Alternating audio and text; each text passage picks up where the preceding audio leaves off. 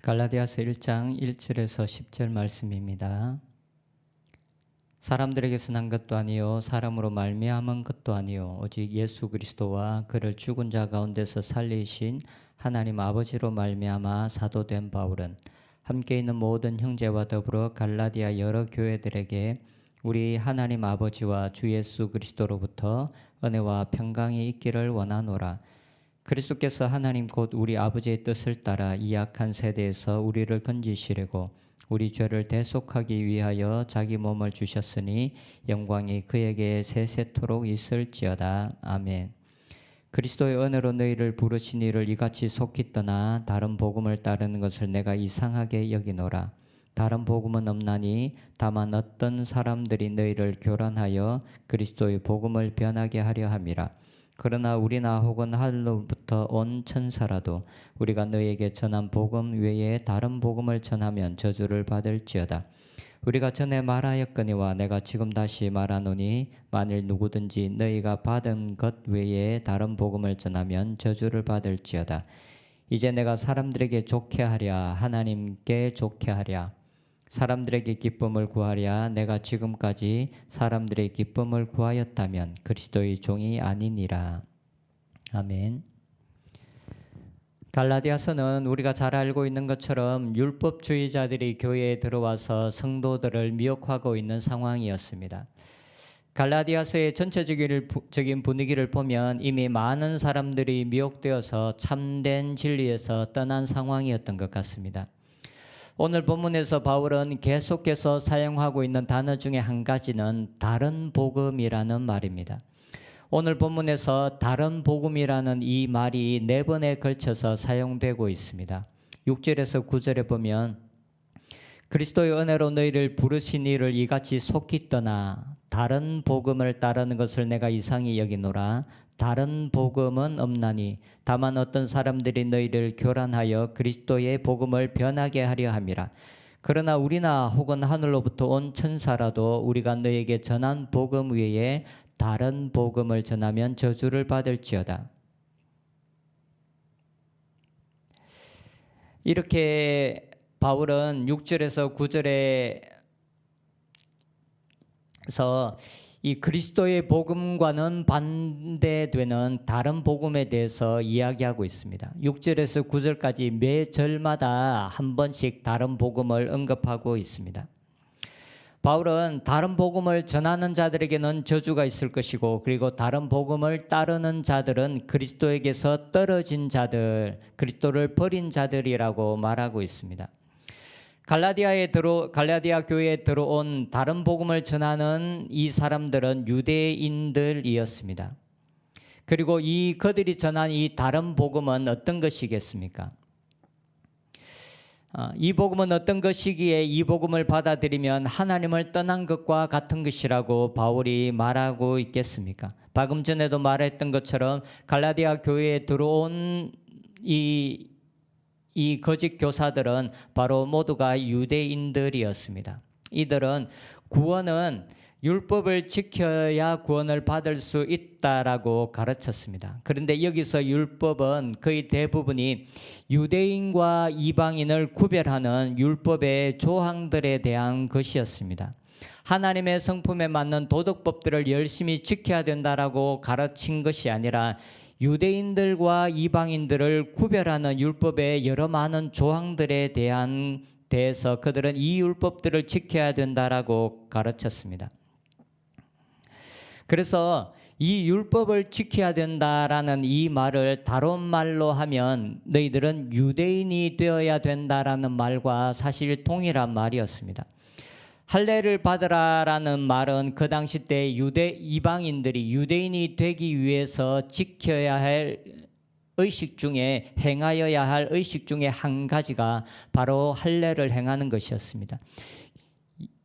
이방인들을 향하여 할례를 받아야 된다라는 말은 너희들이 유대인이 되어야 된다라는 말과 동일한 말이었습니다. 이들에게 유대인들은 하나님께서 택하신 유일한 민족이었습니다. 구원을 받기 위해서 단순히 복음을 받아들이고 믿는 것만으로는 충분하지 않다라고 가르쳤습니다. 구원을 받기 위해서는 구원이 허락된 유대인이 되어야 된다라고 그들은 가르쳤습니다. 이들에겐 아직도 유대인과 이방인들의 구별이 너무나도 뚜렷했습니다. 진짜로 구원을 받기 위해서는 유대인이 되어야 하는데, 유대인이 되는데 필수적인 조건들이 바로 율법을 지키는 것이라고 가르쳤습니다. 율법을 지키는 데는 무엇보다 할례를 받는 것이 중요했습니다. 아까도 말씀드렸던 것처럼 할례란 하나님께서 택하신 백성이라는 표시와 같은 것이었습니다.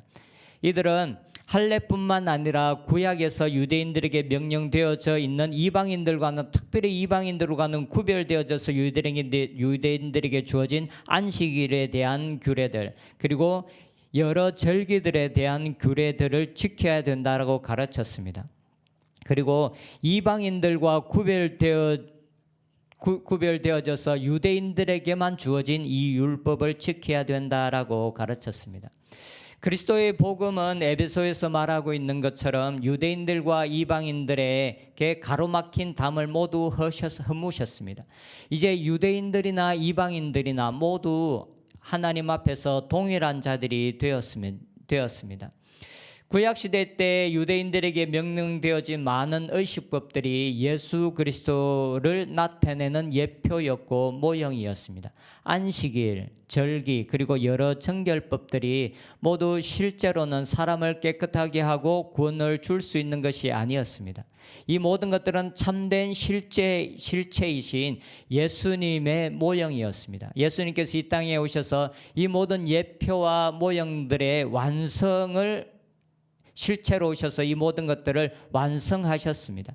이제 그래서 우리는 더 이상 모형에 매여 있지 않게 되었습니다. 왜냐하면 실체가 왔기 때문입니다. 그래서 이런 모형과 실체의 의미에서 바울은 이 모든 모형적인 율법이 폐하여졌다라고 말하고 있습니다. 예수님은 이 땅에 오셔서 모든 모형들을 폐하셨습니다. 그런데 예수님을 믿는다고 하는 많은 유대인들은 아직도 이 진리를 깨닫지 못하고 있었습니다.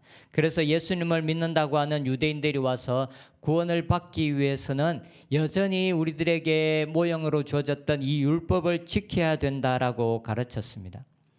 그래서 바울은 이들이 전한 복음을 참된 그리스도의 복음과는 구별되는 다른 복음이라고 말하고 있습니다.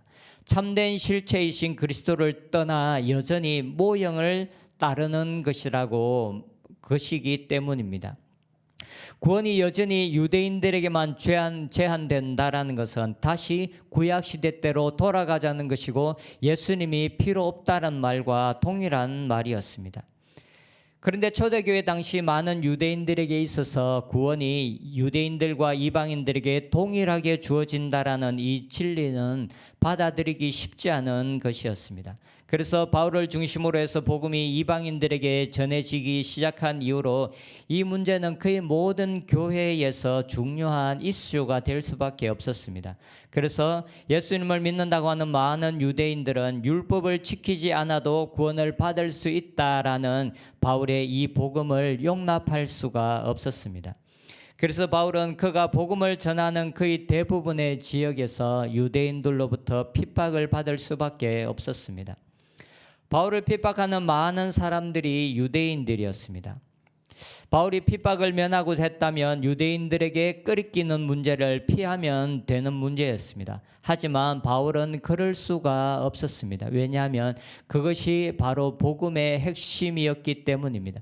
예수님께서 이 땅에 오심으로 행하신 모든 일들이 바로 구약 시대 때 예표되어졌던 그 모든 것의 실체였기 때문에 유대인들과의 문제를 피해갈 수가 없었습니다. 그리고 바울은 이제 하나님을 기쁘시게 하는 자였지 사람을 기쁘게 하는 일에는 관심을 두지 않았습니다. 바울은 이제 사람을 기쁘시게 하는 사람이 아니라 오직 하나님만을 기쁘시게 하기로 작정한 사람이었습니다.